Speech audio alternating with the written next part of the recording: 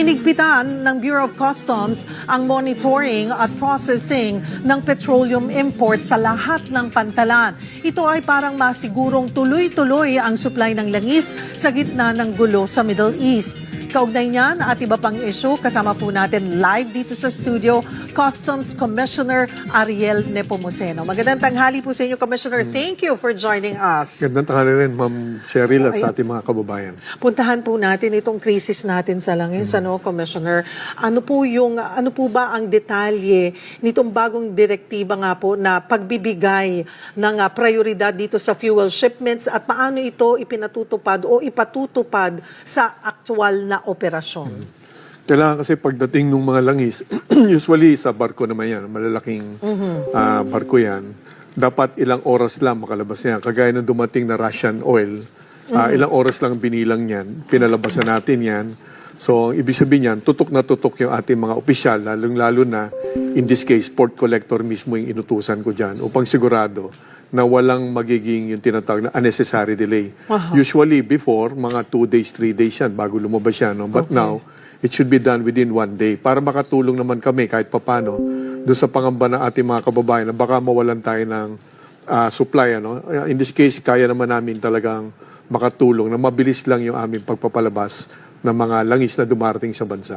Para po mas maintindihan ng marami, ito pong paglalabas ng kasi baka ang thinking po ng kami na ordinaryong mamamayan na pag may dumadating na langis, ang nagpapadating lang yan ay yung mga nangungunang mga oil companies. Padalas po ba yan? Ano po ba talaga ang paano yung shipment sa bansa? Marami yan, hindi lang yung tatlong malalaking kumpanya, maraming players. Meron din mga, hindi ko nabanggitin isa-isa, but maraming players aside from the big three. Karamihan ng langis natin, ang gagaling sa ngayon, bago tong gera, no? Mahigit 80% galing yan ng Middle East. Ibig sabihin, Saudi Arabia, 50% yan.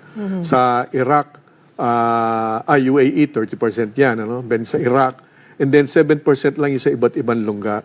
Kaya nitong nangyari itong gera na to, talagang apektado tayo dahil yung mga bansang nabanggit ko niyon, ang daan yan sa Strait of Hormuz.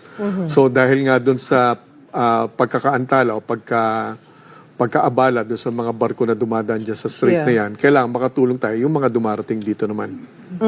Yun pong galing ng Russia, sabi nyo nga, ilang oras lamang yun tinagal. Pero ito po, sino po ang nag-order nito?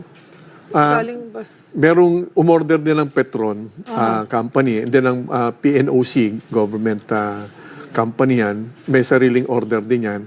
Ang maganda, direct siya kami nag-uusap naman ni Secretary Sharon Garin. Almost every day, text or tawag kami niyan to make sure na talagang makatulong kami sa kanya. Dahil siya nasa gitna nitong crisis ngayon, siya makakaresolve niyan, plus si DTI Secretary Roque. So kami, dire-diretso kami tatlo, nag-uusap kami. Pag meron sila na monitor na paparating na barko, ako na mismo ang ite-text or tatawagan nila, then I'll give instructions directly also to our port collectors para sigurado na nabantayin din ng mga port collectors ng mga parating na langis. So, ang sa inyo po sa customs, alam nyo na ahead of time na o bukas or sa makalawa, dadating na yan para nakahanda na at mas mabilis nga pong marirelease? No, ma'am. Ang nakakaalam niyan, Department of Energy. Sila yung may advance information. Na dapat sasabihan kayo man lang. So, sila yung nagsasabi sa amin.